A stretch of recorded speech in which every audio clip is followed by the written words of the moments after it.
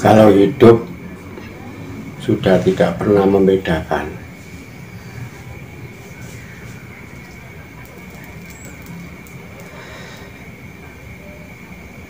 kalau agama sudah tidak pernah membedakan, kenapa masih ada perbedaan? Kira-kira yang salah manusianya, hidupnya, atau agamanya? Padahal manusia sudah berpedoman bahwa manusia itu beragama berarti berakhlak, berbudi pekerti, tahu mana yang salah, mana yang benar, tahu mana yang baik dan mana yang tidak baik, tahu mana yang patut untuk dijalankan, dan juga paham mana yang patut untuk ditinggalkan. Karena adanya agama di dunia ini tak lepas hanya untuk mengatur perilaku manusia, ya.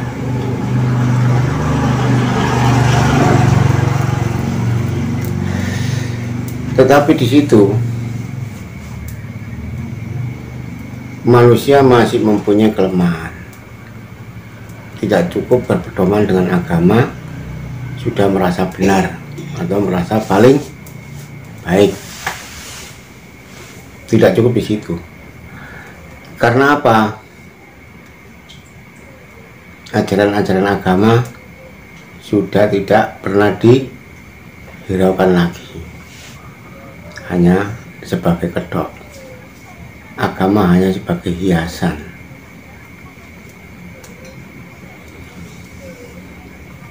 Apalagi bagi yang sudah mengerti dan paham tentang hidup. Di sini hidup memang mengajarkan bagaimana manusia berperilaku. Hidup mengajarkan bagaimana manusia itu untuk bertindak atau berbuat yang baik. Itu ajaran hidup. Makanya hidup dikatakan guru sejati. Ya, hidup itu sendiri. Di sini manusia benar-benar dituntut untuk memahami betul-betul dan mengerti tentang hidup itu sendiri.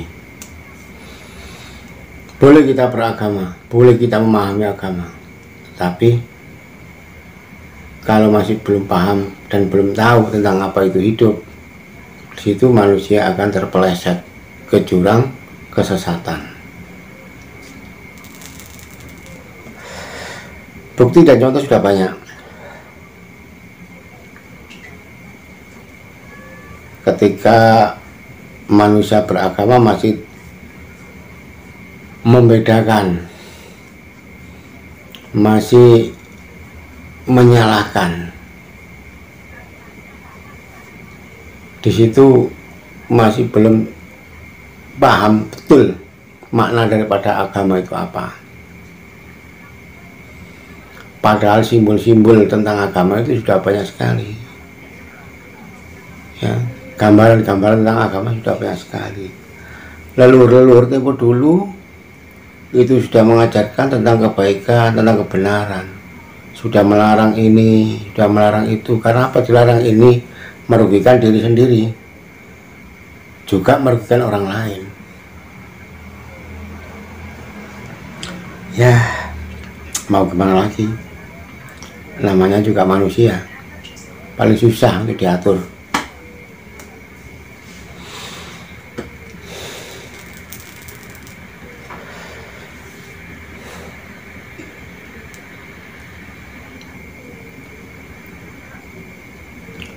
Disuruh untuk rukun itu lo tidak mau, susah. Kadang-kadang yang mengerti tentang hidup itu sendiri mengingkari. Sudah tahu tentang hidup itu loh, masih ingkar pada hidupnya. Mau memberi atau menerima karena ada kedekatan karena ada persamaan dari segi usia, dari segi materi, ya kan? Kalau dalam bahasa Jawa, segoro kok diuyai, artinya lautan itu airnya asin tapi masih ditaburi garam. Padahal kan masih banyak yang membutuhkan garam. Gitu. Mau memberi karena agar dianggap sebagai kinasih. Jadi kita memberi orang lain itu agar yang memberi ini dianggap sebagai kinasih, jadi saudara terkasih gitu.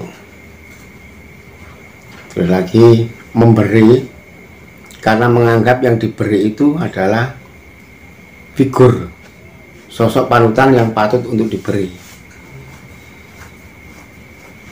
Kita banyak tertipu di situ, Karena apa? Di situ masih ada pamrih.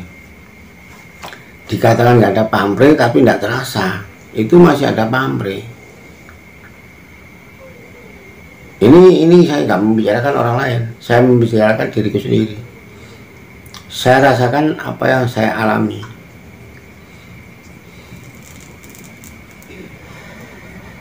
Itulah makanya saya selalu merasakan tentang kebenaran sejati ini. Jadi kayaknya itu manusia ini selalu salah dalam setiap bertindak itu, dalam arti luput setiap melakukan satu hal. Manusia itu nggak pernah ada benarnya, karena kodratnya manusia tempatnya salah dan dosa. Makanya nggak ada manusia benar. Ya benar hanya hidup. Ya kita bersyukur aja sama hidup, berterima kasih sama hidup, karena pada sampai saat ini saya dan saudara-saudaraku masih tetap bisa merasakan hidup.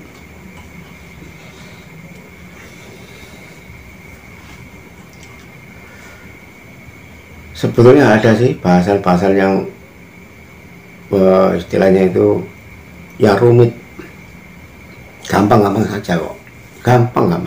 Kalau kita bisa merasakan, memang mudah dipahami, mudah dicerna, dan mudah dilakukan.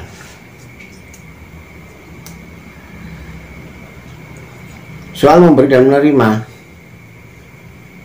manusia itu masih ada batasan, yaitu tadi memberi karena ada kedekatan, karena ada persamaan, karena ingin dianggap, karena ingin menganggap. Terus apa yang harus kita lakukan? Pernahkah kita merasakan aja, pernahkah kita ini melakukan suatu tindakan memberi tanpa pamrih? Satu contoh, memberi makan hewan liar yang saya maksud, bukan hewan piaraan. Kalau hewan piaraan sih masih ada maksud, biar nanti berkembang biak dan menghasilkan, yang merasakan hasilnya juga yang memelihara. Tapi kalau kita belajar memberi makan atau memberi makanan lah pada hewan liar, satu contoh burung, ikan, atau apa saja, kucing atau anjing, ya apa saja lah hewan liar maksud saya. Di situ kita bisa belajar, bisa menarik kesimpulan. Oh ya, di sini saya memberi makan. Setelah hewan-hewan itu makan pemberian kita, dia langsung kabur karena perutnya sudah kenyang. Apa yang dia cari sudah ketemu. Terus apa yang harus kita lakukan? Ya kita tetap berterima kasih. Padahal di situ nanti ada berkah. Jadi kita bertindak atau melakukan satu hal itu bukan karena kita harus dapat pahala atau dapat amal atau dapat ini dapat itu. Bukan karena itu. Karena kesinambungan. Satu rasa, hewan juga hidup. kita juga punya hidup, dan sumbernya juga sama, dari Maha Suci.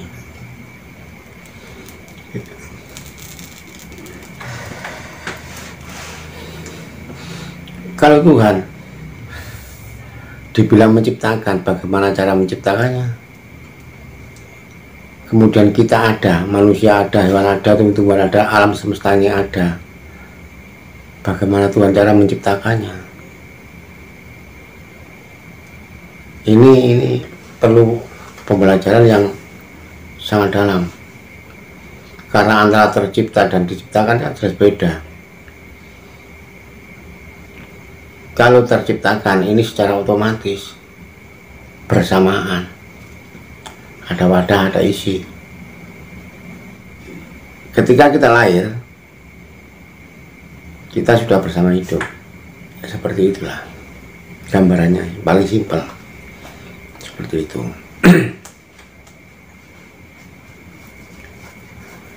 Begitu juga dengan tumbuh-tumbuhan, dia bersemi juga secara otomatis. Jadi Tuhan tidak harus menciptakan, karena apa, bahan-bahan yang ada di alam semesta ini sudah lengkap, sudah ada, sudah lengkap. Dari sari-sari air, sari-sari angin, sari-sari api, dan sari-sari tanah itu sudah tersediakan. Jadi ini secara otomatis tumbuh, semi bersemi karena sabdanya. Jadi ketika Tuhan itu dikatakan menciptakan manusia, bukan berarti harus mencari satu bahan kemudian dibentuk, tidak seperti itu.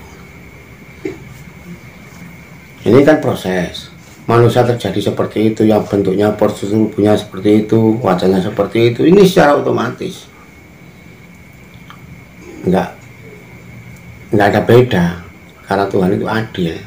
Apa yang Ia sabdakan itu sama.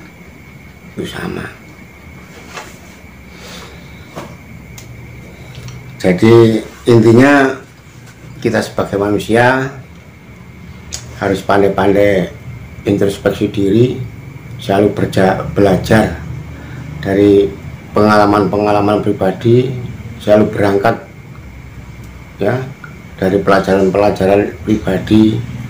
Apapun yang terjadi, tak lepas dari ajaran hidup, tak lepas dari kuasanya hidup.